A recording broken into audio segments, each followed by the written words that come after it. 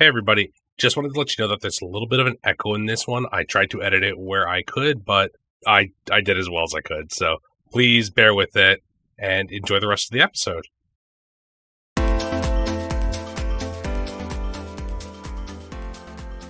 A life of violence can push you to the edge, twist and break you under the strain of its weight. In some places, this can be balanced by connections. That is in this story. This story is solo. This week on the podcast, join me, Zach Walsh, in welcoming back James Kerr of Radio James Games to talk about the upcoming crowdfunder for his next game, Solo Martial Blues. In this game, you take on the role of an isolated fighter in a world with low stakes but incredibly high emotions. How you fight your battles may be decided right here on Scheduled for Launch.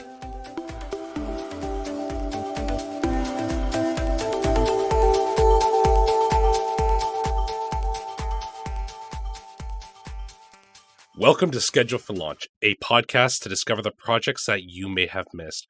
This week, I'm really excited to be welcoming back a guest who I had on, who I have a very fun story about getting their game, and I haven't had the chance to tell them about it yet. James, thank you so much for coming back onto the podcast this week. Hello, thank you. It's so good to be here. I'm James Kerr from Radio James Games. Creator of the excellent Fight to Survive role-playing martial arts meets heart, which I think I sent you the photo. I know I posted about it on Twitter. When your game was delivered to me, it was missed at my place, so I had to go and pick it up from a peer later drop-off, right? Oh, I understand the woes of having to pick things up after they should have been delivered. Well, it wasn't even that. It was just I was at work and there was nobody there. And so I went to the peer later place and it was dark, but it was a self pickup. So no problem. That's fine. I get out of my car, close the door, walk up, punch it in, get it. I'm excited. I open it up and it's starting to get like a little rainy and wet. And I go to open the door and I've locked my keys in the car.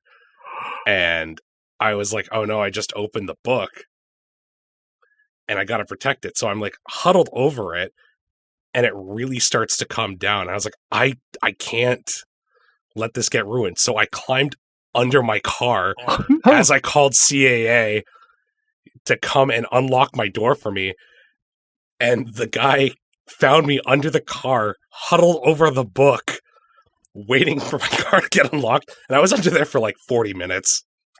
God, I think you probably put as much pain into this book as I did at that point. It was a sight, I'm sure. So the book, okay, not that this is the most important part of the story, but the book was okay in the end? Oh, book's totally fine, yeah. It's a little beat because I look through it fairly frequently because I love the aesthetic of it, and it's just something I really want to play more of. But we're not here to talk about Fight to Survive, role-playing martial arts meets art. We're going to be talking about a new solo game that's a little bit adjacent to that. After you introduce yourself, though, I just realized that I've brought it up. We talked a little bit about Radio James Games. Can you tell everybody about who you are and what you're doing in this space? Yeah, no, definitely. I'm James Kerr. I'm the publisher for Radio James Games. I have been working in the tabletop role-playing game industry for about 7-ish years now. Fight to Survive Role-Playing Martial Arts Meets Heart was the first title under Radio James Games, which is only 2 years old, but it was my 8th tabletop role-playing game book, because I did a lot of freelancing, mostly for Pendlehaven Press. It's out of Montreal. And this new book coming up, Solo Martial Blues, will be the 9th book in the run. So I'm called Radio James Games because I'm spent a long time working in radio, and you wouldn't know it from my lousy not microphone tonight, but I did spend a long time working in radio, and I have also spent a long time working in magazines, and so I'm leveraging both of those into the games that I create today. I think that really shows, too, in Fight to Survive. It's like a genre piece. It's so good, and like that's like one of the best ways I can use to describe it, because it is so drenched in the setting and the build-up, and from what I've seen of Solo Martial Blues, we're going to be getting more of that. before we really hop into Solo Martial Blues, though, can you tell us how the launch and reception to Fight to Survive was? Oh, well, I mean, listen, you're being very kind. Fight to Survive is a weirdo game, right? And it was a game like without any kind of compromise, because if I wanted it to be more mass appealing, then I wouldn't have made it like diceless and multi-generational. And I mean, I don't want to say as weird as it could possibly be, because the choices that I made were the choices that were specific to try and bring out the kind of genre conventions and play experience that I was chasing. And so in a very uncompromised way, it leaned into that. And I'm incredibly grateful that the game is something of a, I don't know if I can say that it's something of a cult game, but it's the kind of game that like either people just don't get, they're like, I don't know what I'm looking at. This is weird. Or it's a game that I found that very few people, like this kind of sliver of people, are like, oh my God, I get it. I can't believe that this exists. And they really, really, really are all over it. Like they grok it, and I live for those moments because I'm like, oh good, I'm not alone, because I made this game because it was what I wanted to exist. So it is if I wanted it to be more marketable, it would have had dice, it would have had fireballs, it would have been more Street Fighter 2-y, but instead it was, I love Street Fighter, but still, instead it was gritty and kind of mundane and sad and hard times-ish and down to earth. And I feel like what I'm chasing in game design largely is a feeling of stakes. Right? People talk a lot about verisimilitude, but I think it goes beyond that. You want to feel when you're playing like the choices you make matter. You want to feel like this space that you've imagined, even though it's fictional, the things that are going on matter. And I was trying to chase that feeling of kind of self-imposed importance that can happen within a shared social narrative space under the kind of structures of a fighting genre, and so I'm glad people have responded to it well. It's a silver seller on Drive-Thru RPG. It's also available on Indie Press Revolution, and it's available through the Canadian online marketplace Composed Dream Games. And it's being carried by the Indie Game Developer Network. So they tour the United States, taking it out at conventions, and then Composed Dream Games tours Canada, taking it out to conventions there, and they sometimes tour Europe and other places. And then through IPR, it gets distributed to retailers across the world. So I get emails from people in places like France and Spain and Greece and Australia saying that they're playing the game, which is amazing. It's just great. So it's the print run is the first print run is done. It's just a case of if I chose to pump in another print run, but it's available in the meantime as a print on demand product through Drive-Thru RPG, and then the distributors still have copies. And so it's a good time to like come up with another product in the line. I have lots of games that I want to do, and they're not all in this world, but like.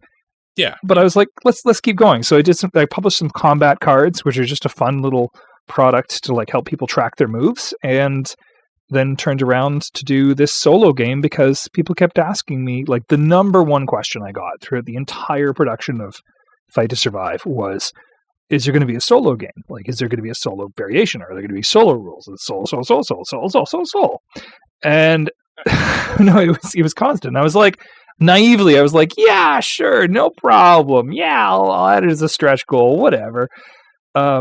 Without recognizing that it was actually going to be really difficult to transfer those game mechanics into solo game mechanics. Because I can say this to you because you understand the rules. A lot of care was put into the Fight to Survive rules to make sure that you needed each other as PCs.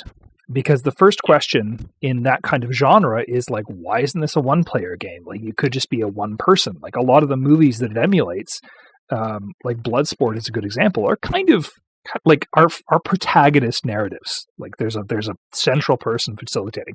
So why do you need each other? And I think it's a big trap, I don't know. It's a big problem, maybe a minor problem in a lot of role-playing games that you don't actually need each other. You don't really need to be there. You're each playing your own little one-player games.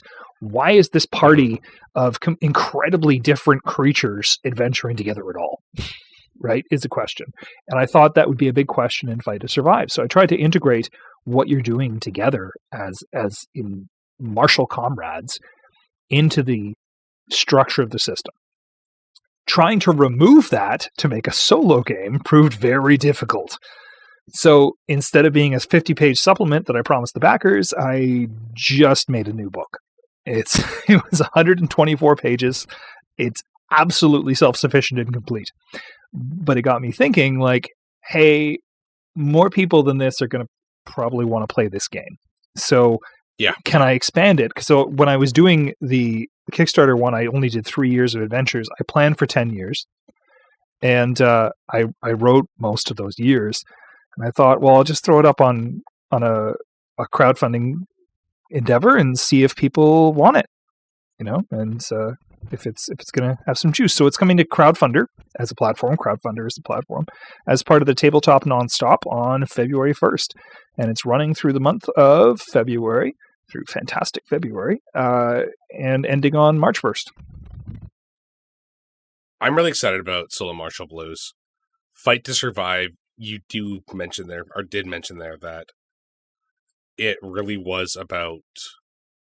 It's a sad game about a lot of people who have a lot of...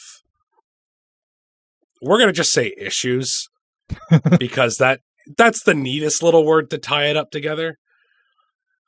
Working together to kind of either make it out or not. And Solo Martial Blues is kind of taking the companionship and dropping it all on one character, which is a shockingly different take on the game. Well, so, I'm trying to take all that companionship and instead put it into a sense of isolation and loneliness, and really drive that home, which is something that is prevalent as a theme in a lot of the inspiration that the game draws from, like a lot of lonely narratives. And I think there's a place for that. So I wanted to really take advantage of that. I had to, when I was doing Fight to Survive, I had a very light touch on the kind of lore of the world. I wanted to tuck it in little corners and places to inspire people, because I didn't want it to get in the way of play. I didn't want the NPCs to trump the PCs. I wanted the player characters to feel like it was their world and that they could get to live in it, because so much of the action that happens depends on the comforts you pick. So, but I had to make the hard choice going into Solo Martial Blues. I'm like, okay, I'm actually going to have to develop this world a little bit more. But I had all those answers because I had to go through it for Fight to Survive. It's just a case of all right, I'm going to have to come down hard on these are the comforts. This is what you have. And then it's what people choose to develop and what they choose to grow that it's going to change things mechanically. It works within the structure, but it definitely took a lot of thought. I don't know how up you are on other solo role-playing games, but I didn't really want a story prompt for this. Yeah. Because those games are very successful. Like Iron Sword and 1,000-Year-Old Vampire are both very good games. But for myself, I thought if we want to restrict this to be within the scope of certain feelings and a certain genre and certain emotional resonance, it needs to be a little bit stricter than that. So it ends up being somewhere between a kind of choose your own adventure and a kind of story prompt, because each of the little segments should be propelling you into action that happens within you, the reader. So there's a kind of dialogue that gets built up between the reader and the structure of the book itself, so that only part of what's happening is happening on the page, if that makes sense. It's still up to your kind of investment to carry those notions forward. So for instance, and again, I'm abusing the fact that you know the base game, when you use a comfort in Solo Martial Blues to reduce a hardship, you're asked to reflect on the time that you spend with that comfort. And that doesn't have to be you writing out a short story about a milkshake that you had at a diner. It's just it's kind of nebulous notion of reflection. And then that mechanic feeds back into the game itself, so that I think it ends up being a really rich and very unique experience. Selfishly, I enjoy it because I actually get to play the game. Whereas I don't get to play Fight to Survive. Other people get to play Fight to Survive, but I get to play the solo game, and I get a lot out of that. Yeah. So for listeners who haven't listened to the Fight to Survive interview, there are a handful of things, but the nitty gritty of it is that you are living in a very violent life, and it's more or less your role-playing experience what a life of violence does to your character. Things like comforts and stuff like that, they're kind of your ties to your less violent part of your life. And that's where I think Solo Martial Blues happens and really dives deep into that, because you've got these comforts that tie you to your life outside of violence, but then you're still this independent, isolated person. And I don't want to say that the game's like super over the top and always harmful to the character. I love these games, but I also love how sometimes you might just be fighting ninjas because that's what 80s and those style of movies did for no reason. Yeah, I mean, I could talk at length about this. I think it's very interesting how the 70s and the 80s and into the 90s, but restricted to that, kind of created this hyper reality that never really existed, that is a gestalt between different mediums of fiction.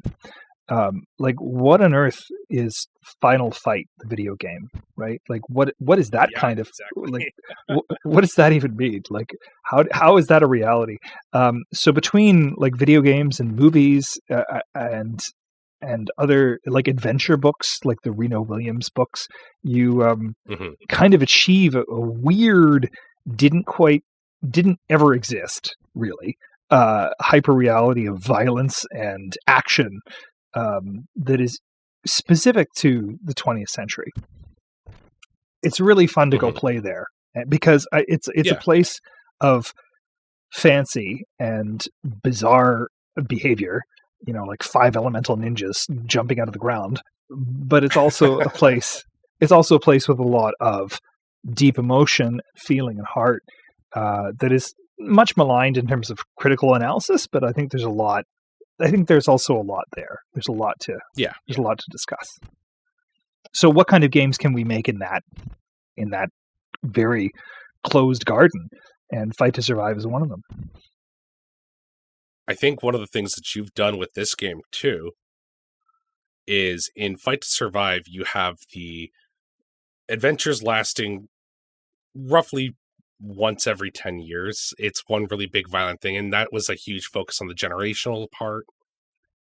But this is year by year, so it's a lot more squished down time frame wise for the player character.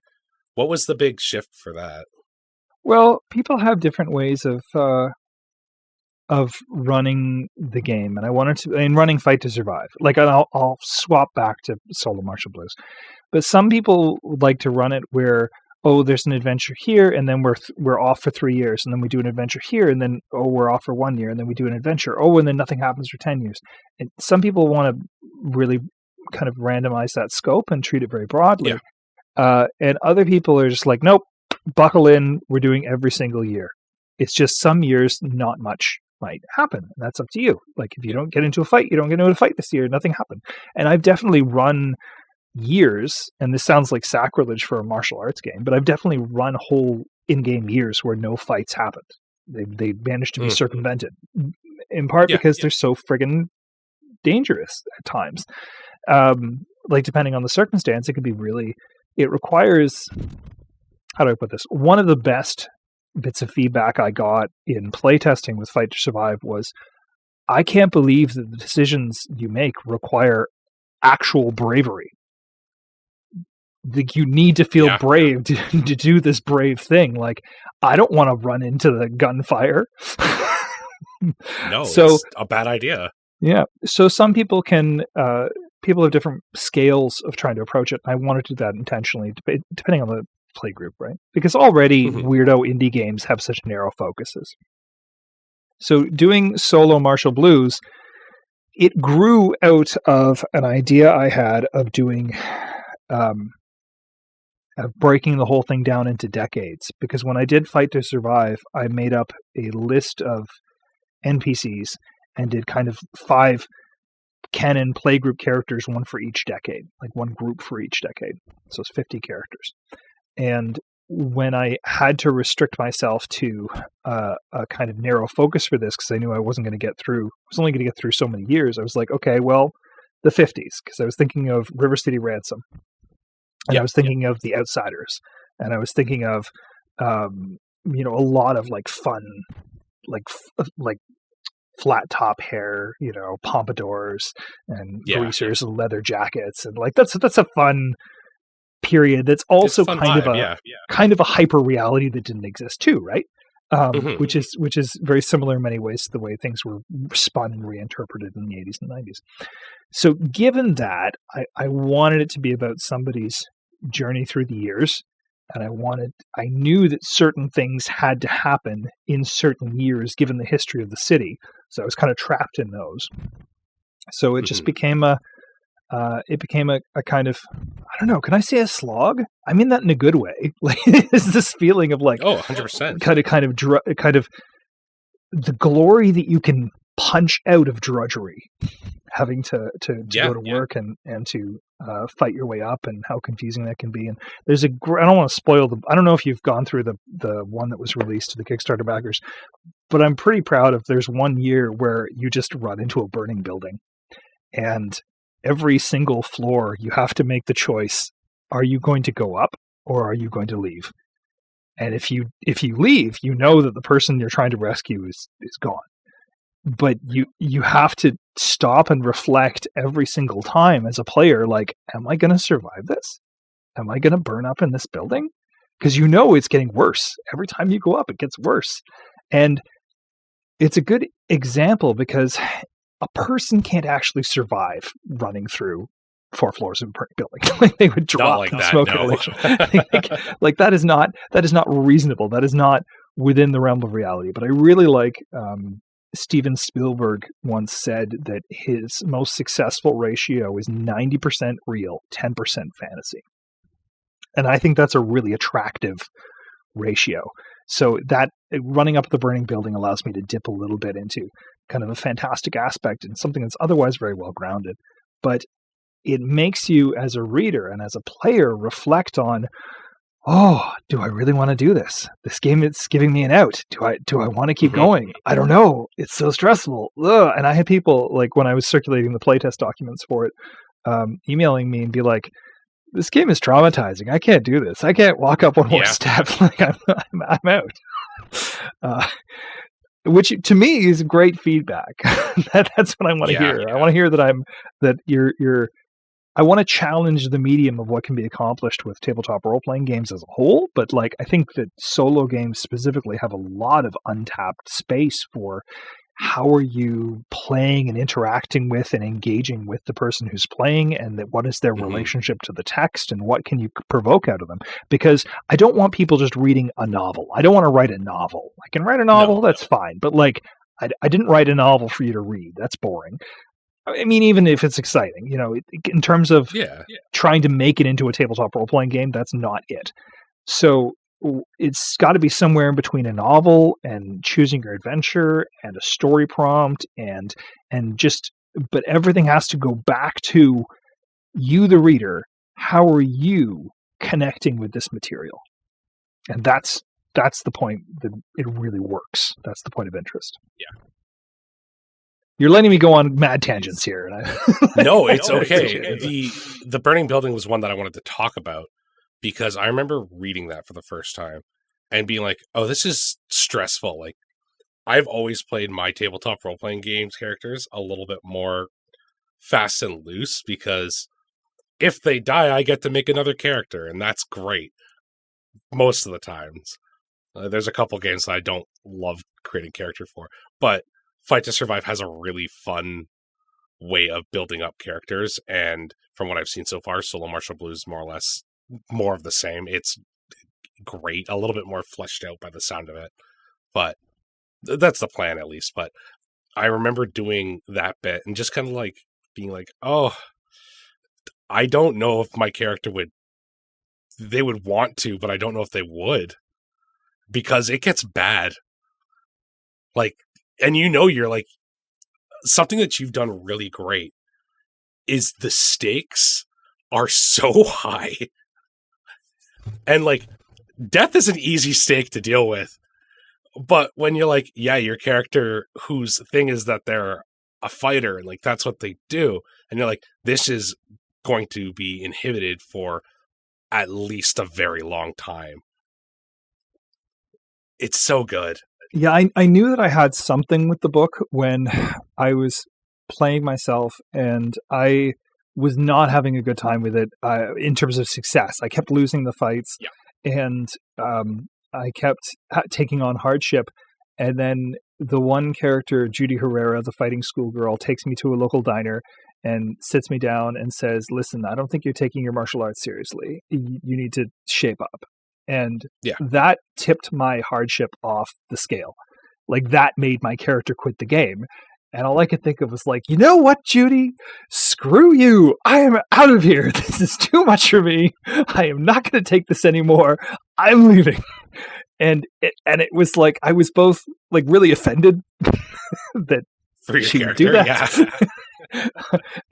and like also really like felt kind of ripped off in a way that's how it would end. But also like, that makes sense. It makes sense. It connects with the material. Yeah. So I was like, okay, I've got to be able to release this to more than just the Kickstarter backers. I think this is a unique experience that other people can get into if they can get over the kind of mechanics, because it's a departure, right? It's a departure from people's expectations of how they play a tabletop role-playing game. And I run Fight to Survive a lot at cons, and people always get it by the time they leave, but it's sometimes a big jump. They're like, oh, okay, so what dice do we use? And I'm like, well, you don't use dice. And they're like, uh-oh. And so it's sometimes it takes people a bit to get into how the game thinks, because it thinks very differently. Yeah. While we're on it, because I think it's important, how do people approach challenges like fights, for instance? Because I get it. I love this game. I've played it quite a few times at this point. But for the average listener who's like, if you don't have any dice, how do you lose? How do you lose a fight that you're technically in control of? How does that work? So for Solo Martial Blues, it's a little bit streamlined, but it's the same structure, which is you have 5 moves: grapple, punch, kick, block, and footwork. You choose 3 of them for a round in the fight. And they could be 3 of the same or 3 of all the same. You could be like footwork, footwork, footwork. Sure. You choose 3 of them, and then you match them against your opponent's moves. And there's a relationship that the moves have that they trump each other, or that you have to check on a chart to see them. And in Solo Martial Blues, there's a little code written in for your opponent on their line, and you look up in the back of the book and see that code means they punch, or that code means they footwork away. And then that tells you what your moves do. Now, originally, I thought, I have to share this, originally the structure of how you look up the moves, I was going to relate it to page number, and then on the footer of the page, beside the page number, have the little symbol of the move. So that, like, turn to page 64, and then you go to 64, and there's a little kick in the corner. But it was explained to me that is incredibly, as cool as that would be for print, that is incredibly unfriendly for digital play. No, that's a lot of jumping around. But I thought it would be neat. People going like, oh, oh, it's a punch. But so it became a chart. It became a chart in the end, which is fine. So you're like, D7 is a block. And then away you go. So your fights, God, you train your character and you try to get better at things, but you can still lose a fight. At any point, you can lose a fight. You're never going to become so safe and secure that you never have to worry about. And I like encouraging that kind of like fear of missing out paranoia. That you're like, oh, I got to make my kick better. I know it only goes up to 12, but what if somebody's past 12? Because that's nice and engrossing. You get into the mentality of the character because the game is about hard choices. It's always about hard choices. You're picking one thing means you're not picking a bunch of other things. And you kind of hope that doesn't come back to bite you. Really, that's like the thing about this game though. Like if you're playing and just like things don't go your way, your character can be irreverently just messed up. They're just like beaten down and broken, and you're just like, I don't know, man. We went for pancakes yesterday. You were happy. Look at you now. Well, violence can happen quickly. I don't know. I've been very lucky with players, especially my ongoing players. The longest session of Fight to Survive, longest series of games of Fight to Survive that I ran took us from like 1920 until 1955, I think. We did over a long period, and it was probably 8 months of regular playing, and I had some really great players, and they really at one point one of the characters just got into too many fights. They just were too eager. They were too gung-ho, and they want to be good. The opportunity's there, but they got into so many fights, and they're like, I had all of these third check boxes just hanging around in injuries, and we're like, I can't do anything. My arm is messed up. Like if I get into another fight, like it's going to be it. And really discovered the joys of mentorship, of taking on another character and training them and having them be a student and then pass that baton. And they'd never done anything like that in the game before. There are other games that do that. I totally stole the idea from other games like King Arthur Pendragon, but it was their first time doing something like that, and it was a good moment. It was a good moment of realization that they could pass a baton and have a martial lineage. I think the lineage is one of the things that made the Fight to Survive so just like successful in your brain. Like you always think about like, I don't know, what would happen if Rocky's son picked up? Or Creed, I guess. That's what would happen. It would be Creed happens. But in Solo Martial Blues, the focus is the isolation. So I like the idea of being able to twist that. Of just like, you had this in the multiplayer version. Now you're on your own. Yeah, there's no succession in Solo Martial Blues. It is solo. You are on your own. It is up to you. If you fail, then all hope is lost. This time you fight alone. I think it's in the crowdfunder page that the setting at a glance, it's a focus on heartbreak and like low stakes, but like high emotions, high tension with your character. Yeah, I've been able to coin a few cute phrases over the years about things like this. Like I think one of my favorites was in a video. The mechanics are diceless, but the emotions are priceless. Yeah, I've heard that one. but yeah, no, the game is low stakes. How do I put this? It's low stakes because stakes matter, and I'm not going to say I don't enjoy all of the crazy, obnoxious Marvel movies and stuff, but they do have a problem with raising the stakes and raising the stakes and raising the stakes to the point where you're like, oh yeah, another alien invasion, another sky beam, another world destroying whatever. Like you don't even care what it is at a certain point. And that's why I didn't take Fight to Survive into the realm of fireballs and super moves, particularly, is because I wanted to drag the whole thing down into a place where ordinary stakes matter and continue to matter because they're important to your life and you can relate to them a lot more easily, I think, than sky beams.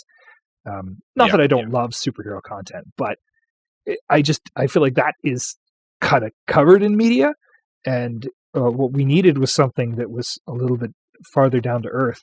So it's not just about being grubby and terrible and wallowing in mud. Like, that's not the idea. The idea is just having things close at hand in your home and your life that are going to matter to you in the structure of this narrative.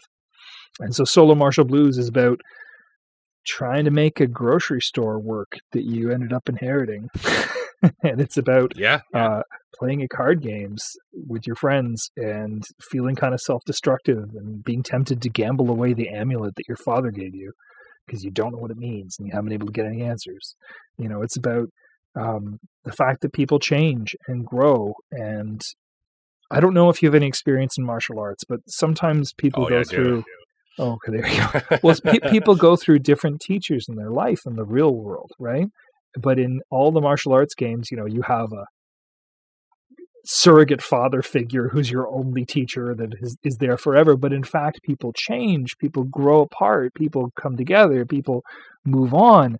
And I really wanted to try and tackle that in Solo Martial Blues, where rather than... In an earlier version of the game, I had it so that you could have 5 different teachers right off the hop. But the feedback that I got was, I feel like everybody who played it felt like they were leaving substantial chunks of the text behind. Yeah. And so instead, I peppered them through the narrative. So you kind of have to move from teacher to teacher. You're still given choices, but you have to move from teacher to, like, from choices of teachers to choices of teachers. And you go on a martial journey as an individual through these different disciplines. And because your teachers are people, right? Like they have their own motivations, they have their own things going on.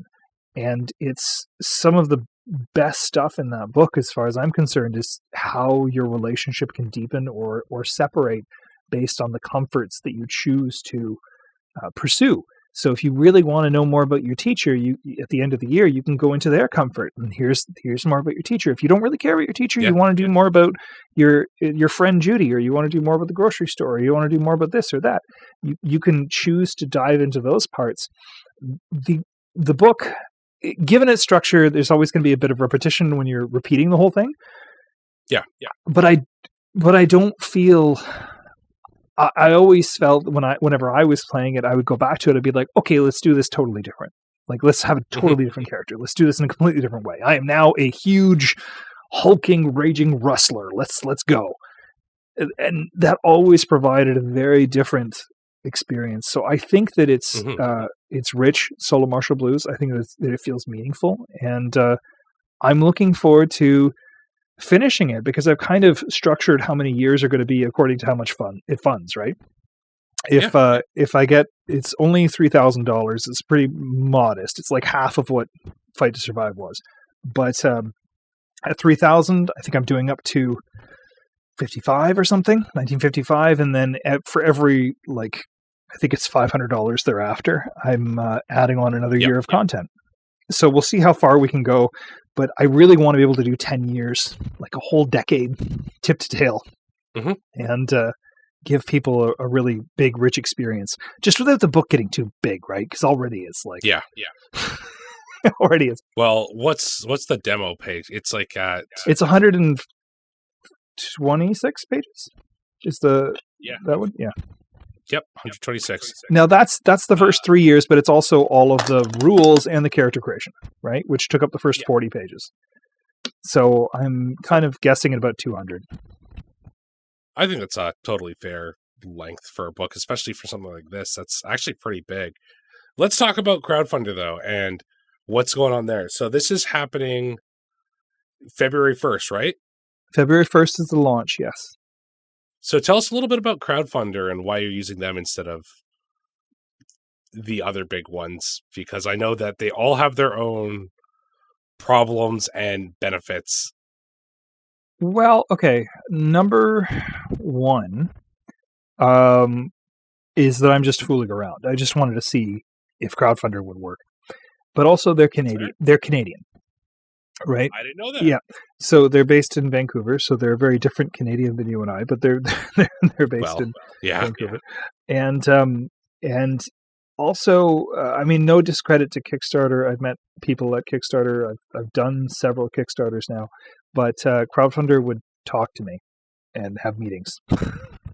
So it was That's huge, actually. yeah, it was nice. And they're trying to encourage more tabletop role-playing games. So they're having a tabletop nonstop event through the month of February. And someone else I know in the Indie Game Developer Network, Jessica Backram, did a game called Oops, All the Draculas. And she did that on Crowdfunder. So I thought, well, I mean, if she can get $3,000 on Crowdfunder to do Oops, All the Draculas, like maybe we can do this. The other advantage to Crowdfunder is the fact that they don't take a cut from the total. Yes. Which I don't necessarily object to, but that is one of the advantages. Instead, they have kind of a tip jar, and funders, people who are backing, can choose to contribute to the tip jar if they want to, if they're able to. One of the things I really like, I don't want to get too highfalutin here, but one of the things I really like about crowdfunding and about a print-on-demand structure is that you get to see where your money is going. So you know exactly how much money you're giving to the publisher, exactly how much money is going to printing the book, exactly how much money is going to mailing. Like, you're in control of every step of the process. And I liked the fact that Crowdfunder has basically a tip jar, because you can choose how your money goes. Because like, I've gone through periods of extreme poverty where I'm like, I just want the game. And then I've gone through periods where I had extra money and I was like, oh, I really want to support this thing. Like, just give me ways to give you money. And I wanted to be able to have a structure that would work for kind of both circumstances. So there's a hardship tier as well. So for people who just aren't, don't have a lot of money, which I'm very sympathetic towards. In fact, when I put Fight to Survive up on itch.io, I've made community copies so that the people who just want the game are able to get at the PDF. And that's been very popular, which I'm grateful for. And something similar will happen with Solo Martial Blues. But that being said, please, please fund to make it happen. But it's important to meet people where they are financially and structured accordingly, because, and the breakdown is pretty detailed in money on the crowdfunder. Like, this is how much it's going to the artist. This is how much it's going to editing. This is how much it's going to the sensitivity reader.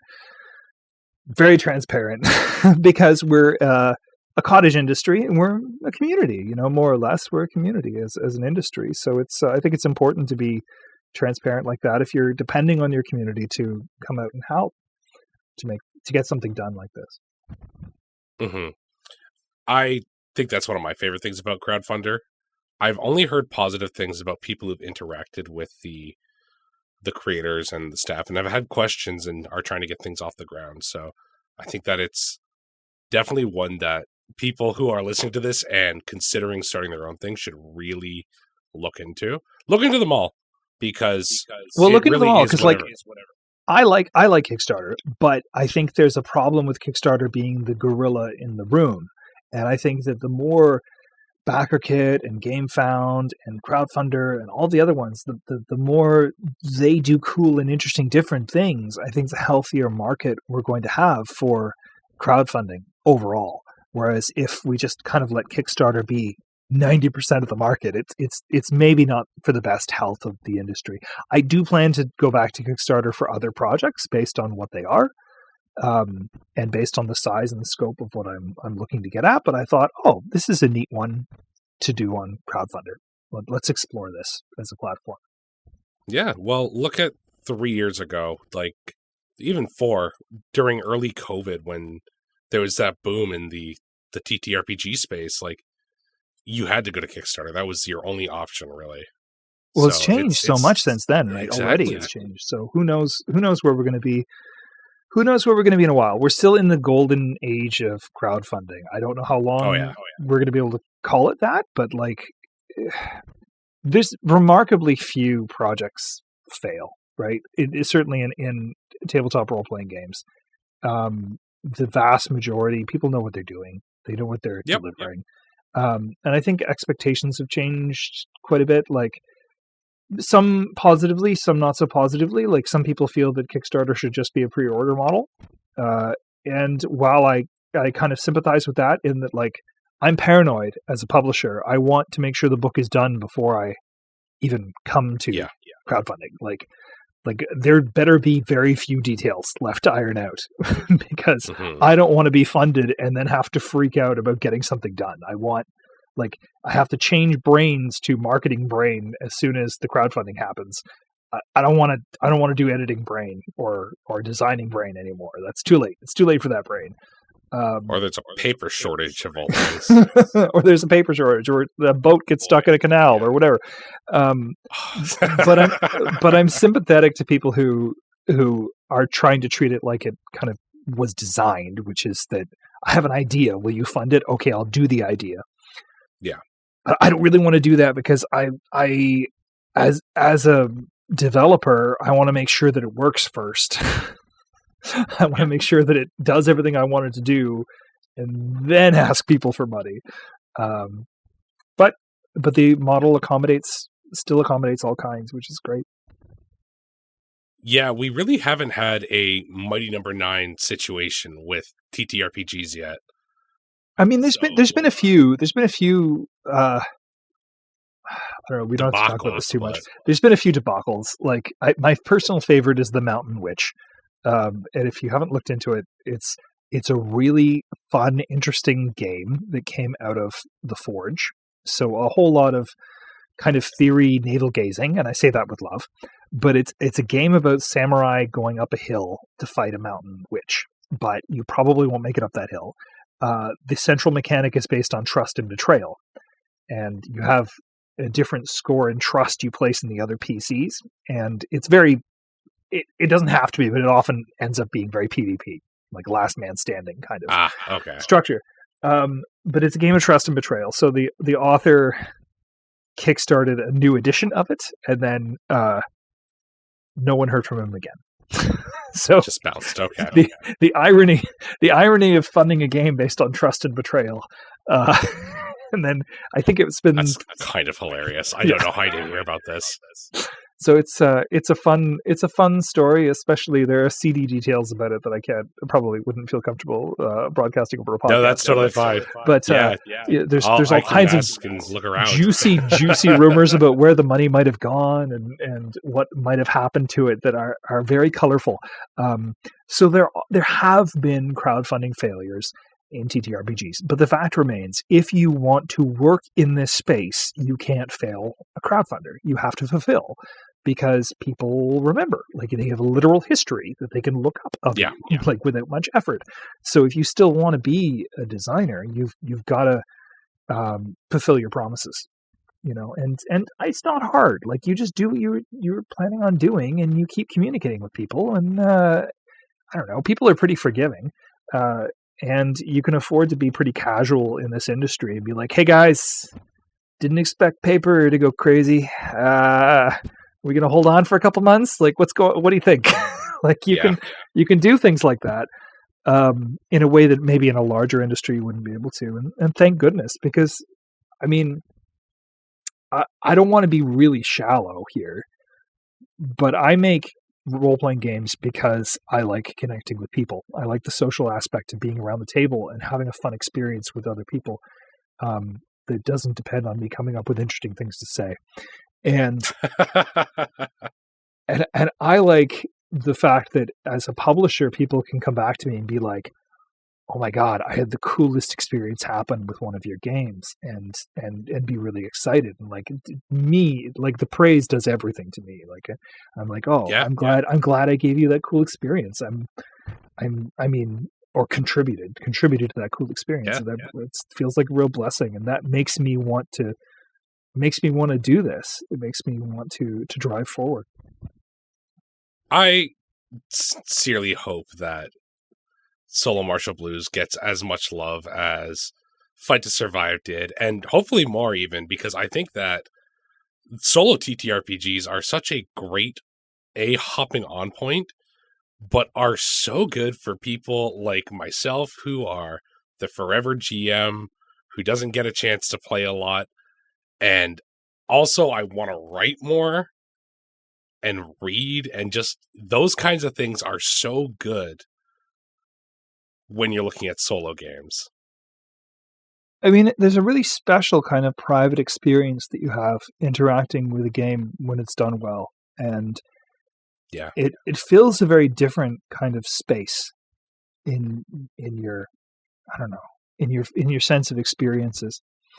And I think it's a different experience than being around the table with folks, which is an experience I also like.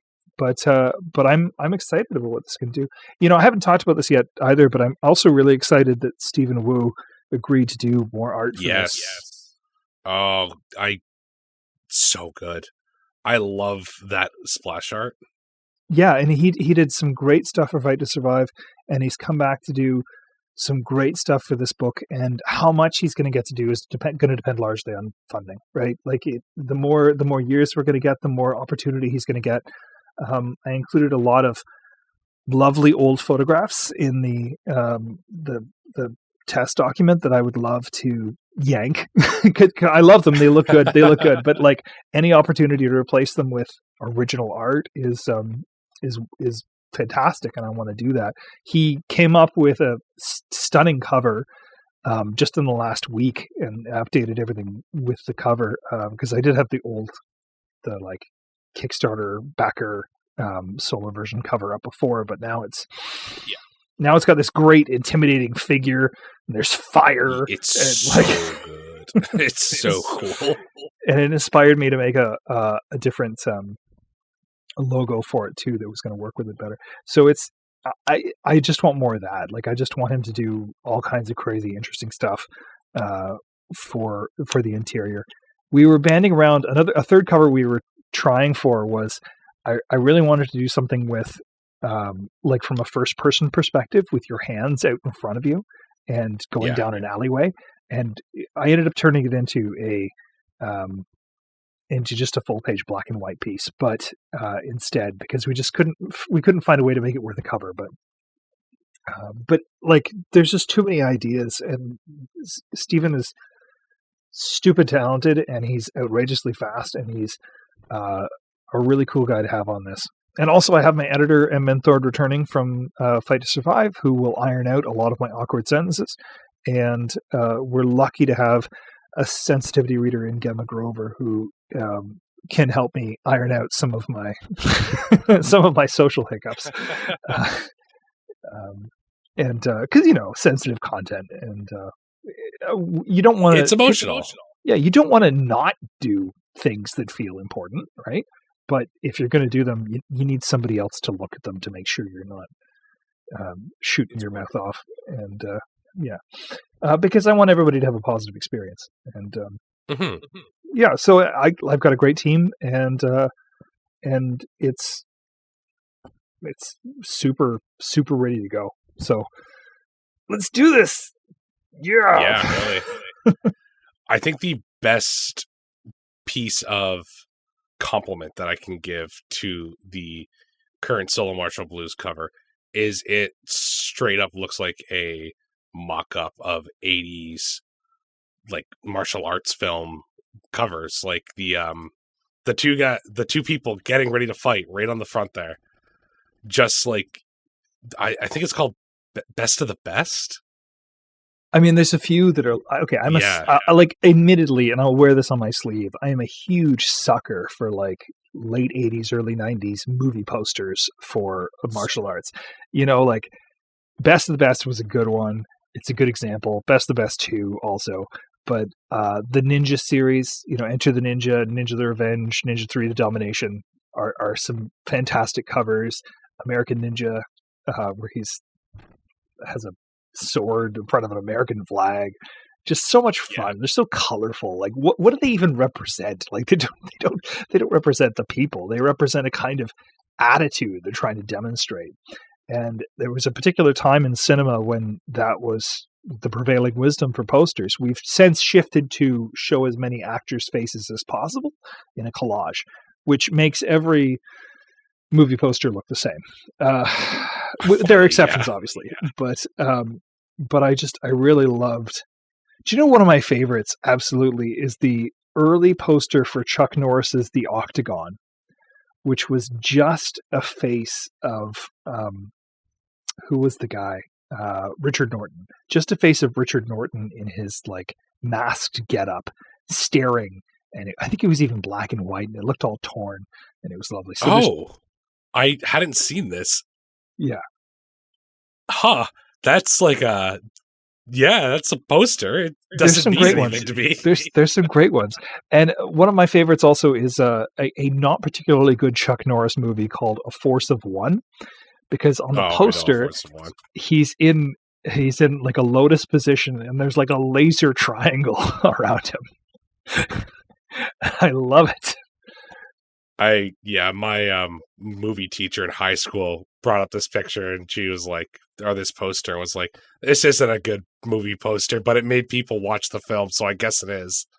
Yeah, and it's not like it's a movie that would exist very, very well in Fight to Survive, right? Like he's like he has a karate dojo, the karate dojo's under threat, like he goes out and deals with it, like it's exactly fitting that. But the movie itself is not great, but it's fine. In terms of it's passable. It's fine. But like in terms of an image it captured, that's great. So yeah, I mean, I couldn't help but try and steer the Solo Martial Blues poster pretty close to a movie poster of a certain era. Yeah. To the point where I had to actually just blatantly say this is a tabletop role-playing game across the top, just so that everything's clear. Yeah, one-player martial arts TTRPG. It's right there. I don't want people being confused. Like, is this some kind of weird VHS book? Like, yeah. It looks like it could be. James, what keeps you creating this space? Well, okay, there's a few things. One I already touched on, which is the vanity of people saying, I liked your game. But the other one is the fact that there is, I believe, a bonkers amount of space, of design space left to do. I made Fight to Survive because there was nothing like it. And there's an awful lot of other games that there's nothing like, and that don't quite satisfy the itch of whatever it's trying to do. Like, just off the top of my head, and I'm just spitballing, and that this has nothing to do with projects that I've got going on, because I've got like 10 other projects going on. I've got 6 books planned for 2024. But did you ever play Chrono Trigger? Yes, I did. There is no role-playing game like Chrono Trigger, right? Which is so weird, because it's a Super Nintendo game that's based on a lot of those tropes, but there is no tabletop game that plays like it. Right? Yeah, not quite. There's a couple things that take elements of it, but nothing runs really quite similar to it. And I feel like that would work well. And I'm not taking that as like a golden example. I'm just taking that as a one of a million example, right? There's a lot of territory left to explore with tabletop role-playing games. And that's what keeps me coming back, is I want to do cool stuff, and I want to play cool stuff. Like, I'm in a weekly game, and I've got another two games that happen monthly. If they happen, right? So I'm playing a lot, I'm running a lot, I'm running a lot. And there's so much to do. There's so many cool experiences to have. Let's keep having cool experiences. So that's what keeps me going, is an intense dissatisfaction with how much I've been able to do. And that there's a lot more to do. And the praise, obviously the praise. That's the Oh yeah, that's the other thing. Yeah. Or the vitriol. The vitriol also, sorry, I don't mean to cut you off, but the vitriol also counts when somebody's like, your game is so weird and I can't stand it, and it's... That has its own... I also like, feel... There are days where you're like, that's what I want to feel. I feel emotions to that. James, where can people find out more about you and Solo Martial Blues? Well, I do have a website, radiojamesgames.com, radiojamesgames.com. That has not a ton of information on it, but probably enough information on it, and also links to the various sites around the place where things are, like Drive-Thru RPG, Indie Press Revolution, Compose Dream Games, itch.io. And if you want to know about that's probably a good place to go to if you want to go to the crowdfunder for Solo Martial Blues. Otherwise, you can just go to the crowdfunder and you can type in Solo Martial Blues, and it will come up as well. It's one of the advantages to crowdfunder, and it's a blessing and a curse, is that you see the entire campaign. You don't see like just a picture and it gives you a sign up. You've got the whole darn thing before you before it even launches, which is great for the people who are confused about Kickstarter being like, I can't actually see what this is, but not great for the people who are conditioned by Kickstarter not to see what it is. Yeah. So I've had a lot of people be like, how come I can't buy your thing yet? And I'm like, it hasn't started yet. That hasn't started yet. So I had to put in these great big huge like follow me before launch buttons at the top and the bottom, just to try and call out 9 Ways from Sunday the fact that like it isn't launched, but it's going to launch on the 1st, and then it's going to go the month, and we're going to have a great old time with it. I'm sure it's going to be great, and it's something I'm really excited about. Folks, you can also find the link for that in the top of the description down below. I just pointed. That's the first time I've done that. I've been doing this for 3 years, and I just pointed downwards, and the only person who was able to see it was James. You can go look at the description for that. James, thank you so much for joining me this week to talk about Solo Martial Blues and to catch up on how you've been. Thank you. Thank you for having me. And audience, thank you so much for listening. James and Solo Martial Blues are crowdfunding very, very soon, so get ready to go check them out. Check that top link. And yeah, they're scheduled to launch February 1st, correct? Yeah, February 1st. I believe that's in 2 days from when you're hearing this. Until then, though, take care of yourselves, and I'll talk to y'all real soon. Bye.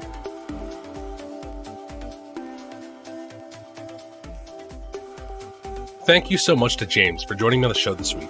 Solo Martial Blues will be going live on Crowdfunder February 1st, 2024, and promises both action and heartache in its wake. You can support James and the rest of the team by clicking on the top link in the description below, or going to the second link to learn more about the game on Radio James Games' website. Go give it a look over there and immerse yourself in this amazing game. It's role-playing meets art, so come on, you know you're going to love it. And thank you, audience, for joining me on the show this week. A little update on me. I've been super sick for over 3 weeks now, and this is one of the first days I've actually felt well enough to do much of anything. So thank you for your patience with me. Thank you for waiting for more episodes. I know it's been a little bit. If you're one of those people who I reached to in late December, early January about getting you on the show, and I haven't gotten back to you yet, I'm so sorry. And we'll be reaching out to you in the next few days as I get myself back on schedule and hopefully get rid of the rest of this cold or flu or whatever it has been. Many crowdfunding sites are going to be launching on their February TTRPG stuff soon, so there's a huge possibility that some of you listening may be doing that. Please reach out as soon as possible if you want to try and come on this show so we can work something out and maybe get you on. If you want to catch more of me, though, you can follow me on Threads under Schedule for Launch, or come chat with me on Twitch, where I go under the name Astraceratops, where I've been streaming a variety of games and may hopefully venture out into more TTRPG stuff in the near future. Thanks for joining me, though, and I hope to see you somewhere out there. Bye.